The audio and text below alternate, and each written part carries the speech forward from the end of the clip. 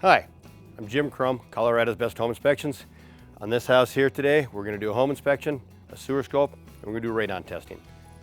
This is our equipment here, so let's go on and get started.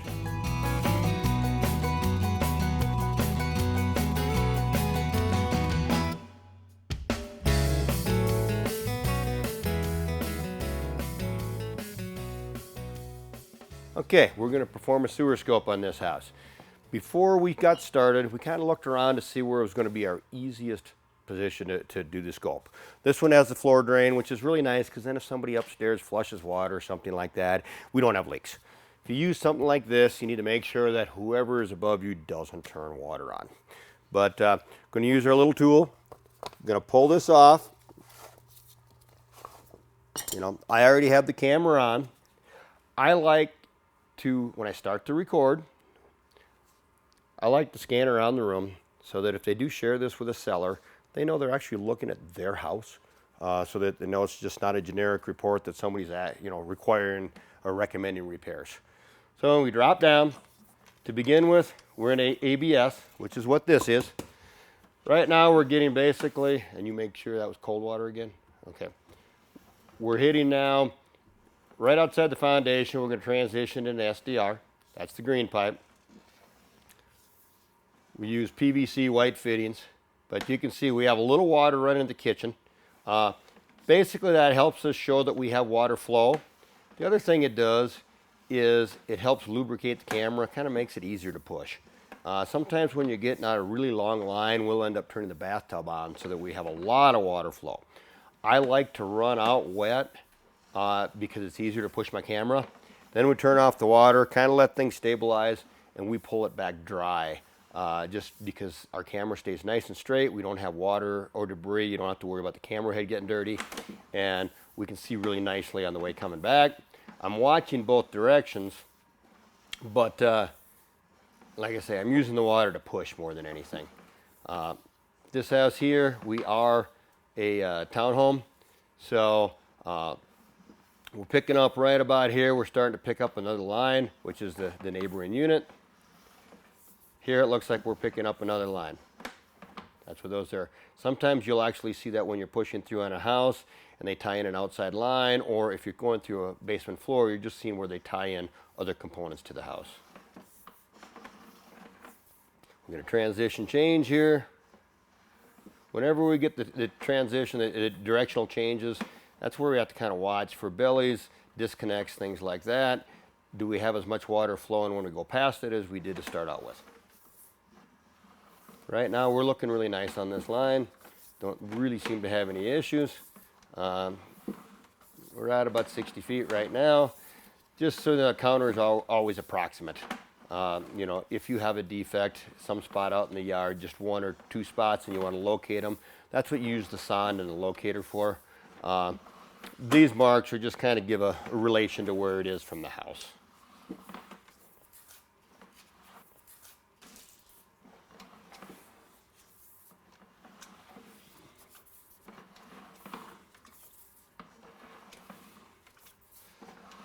We should be getting pretty close here to the parking lot. I kind of guesstimate as I look out there, so I know about how far my line's going to be out. So in case it does anything weird, you know it. But it looks like we're coming up to the main hub where we're going to tie into the whole unit's main line. And if you look right there, there's a lot more water running than we're running. And this is the transition. Not a good idea to drop into the main because sometimes the curves they take, you can get your camera head stuck. Not a good day. Somebody has to dig to get it out if you can't pull it out, or you lose a very expensive camera. So right at about 98 feet is where they transition into the main. Normally, like I say, this one, they may or may not share ownership of that line. The HOA may own after it touches somebody else's. You never know. We try to stay away from the HOA lines unless we know who owns it. This one, it sounds like she owns a portion of it, so that's why we're doing the sewer scope today. Some people will do the HOA, some people hire for the HOA, but you want to make sure that you're working for your client. When I pull back, we're going to turn the water off, let it drain. I personally like to turn off my letters. That way, if I decide if we have a problem with a line, a lot of times I'll take a snapshot and put a picture in the report of the crack or the offset, or we may have one joint that has heavy roots. So I like to not have any numbers, anything in there, just because it makes it easier for them to see nice. I like to use sanitary wipes here, keeps my equipment clean and sterilized. When I go through the house, I don't have to worry about dripping. It just makes a nice, neater job. You know, we always want to leave things as neat as we found them. So now we're just pulling back.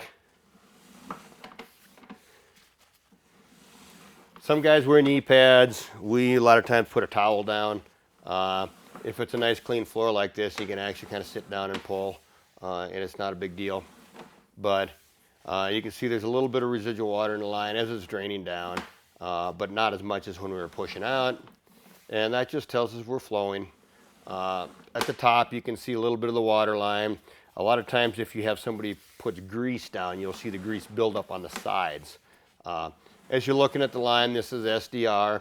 You'll be able to see clay is usually an orangish color. If it's concrete, a lot of times you'll see pebbles in the bottom. It's because the concrete wears away, just like on your driveway. And so you'll see a little bit of spalling. You can actually see it's a concrete line. We don't use a lot of those in Colorado as your personal line. We see a lot of them as the main. But once in a while, we'll run into them. The newer stuff is usually all SDR or PVC. Although there was several different products, Orangeburg, things that we've had problems with.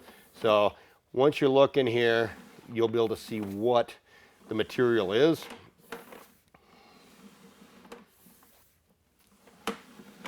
So this, the main sewer line is SDR. The underfloor portion of the house would be ABS, just like we're seeing inside the house. And my reports actually state that. So people know what they're looking at.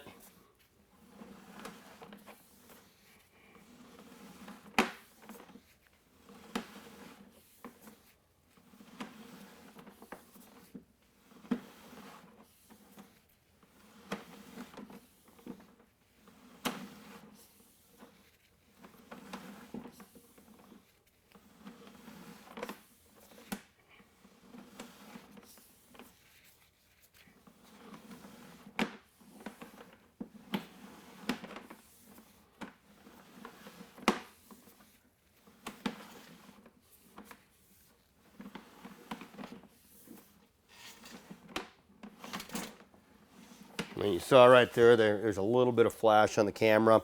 We just picked up a little debris. If you shake it in the water, a lot of times there's a little bit right here.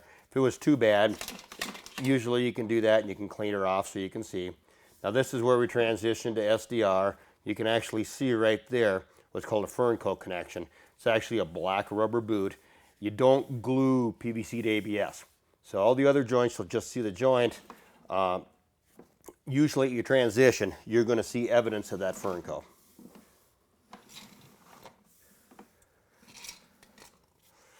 And like I say, show them that yes, we're still in their line, we're still at their house. Turn off the recording, clean up your camera, and we're going to clean this space. That's one of the other reasons we have those wet wipes. You know, put your camera away clean. It's much easier to use the next day.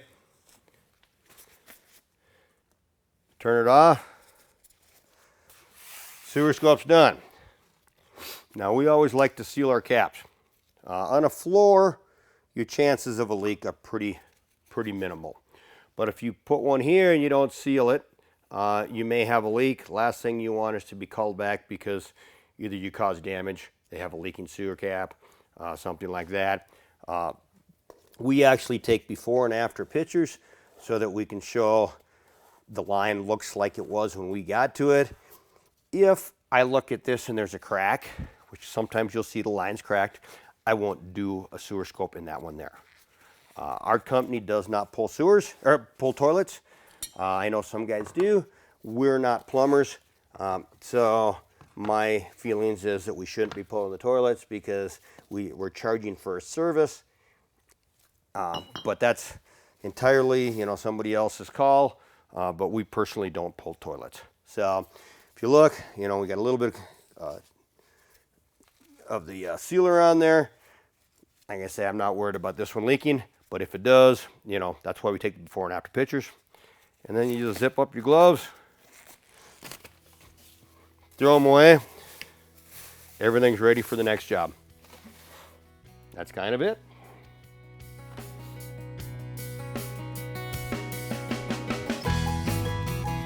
Sewer scope wise, you know, this one actually looked nice and clean, but what our report's going to state is it had ABS for the underfloor, SDR for the underground sewer pipe.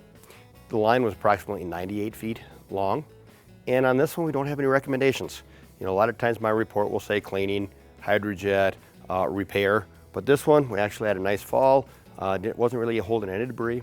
So on the sewer scope itself, there's just really no recommendations. And then they'll get the full report with the YouTube video tomorrow morning. Thank you.